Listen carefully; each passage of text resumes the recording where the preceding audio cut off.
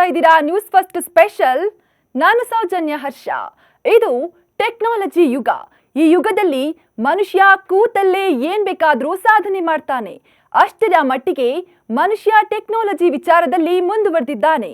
ಸದ್ಯ ಈ ಟೆಕ್ನಾಲಜಿ ಯುಗದಲ್ಲಿ ಸಿಕ್ಕಾಪಟ್ಟೆ ಟ್ರೆಂಡ್ ನಲ್ಲಿರೋ ಸುದ್ದಿ ಅಂದ್ರೆ ಅದು ಎಐ ಅಂದ್ರೆ ಆರ್ಟಿಫಿಷಿಯಲ್ ಇಂಟೆಲಿಜೆನ್ಸ್. ದೇಶಾದ್ಯಂತ ಎಲ್ಲಿ ನೋಡಿದ್ರೂ ಎಐನದ್ದೇ ಸುದ್ದಿ. ಇಷ್ಟು ದಿನ ಟಿವಿಯಲ್ಲಿ ಮಿಂಚ್ತಾ ಇದ್ದ ಎಐ ಇದೀಗ ಮತ್ತೊಂದು ಕ್ಷೇತ್ರಕ್ಕೆ ಕಾಲಿಡೋಕೆ ಸಜ್ಜಾಗಿದೆ. ನ್ಯೂಸ್ ಓದೋಕೆ ಎಐ ಬಂದಾಯ್ತು. ಸೋಷಿಯಲ್ ಮೀಡಿಯಾ ಓಪನ್ ಮಾಡಿದ್ರೆ ಸಾಕು, ಅಲ್ಲೂ ಕೂಡ ಎಐನದ್ದೇ ಹವ. ಹೀಗೆ ಎಲ್ಲಾ ಕಡೆ ಸದ್ಯ ಆರ್ಟಿಫಿಷಿಯಲ್ ಇಂಟೆಲಿಜೆನ್ಸ್ ನದ್ದೇ ಸುದ್ದಿ.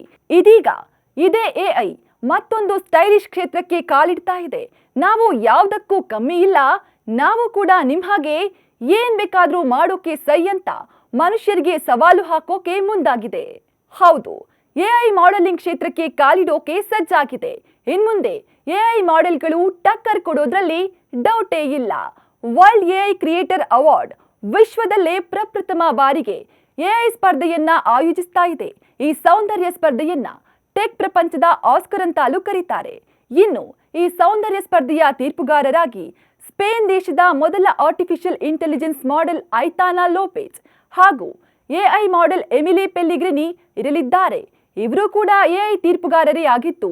ಇವರ ಜೊತೆಗೆ ಇನ್ನಿಬ್ರು ವ್ಯಕ್ತಿಗಳು ಕೂಡ ತೀರ್ಪುಗಾರರಾಗಿರ್ತಾರೆ.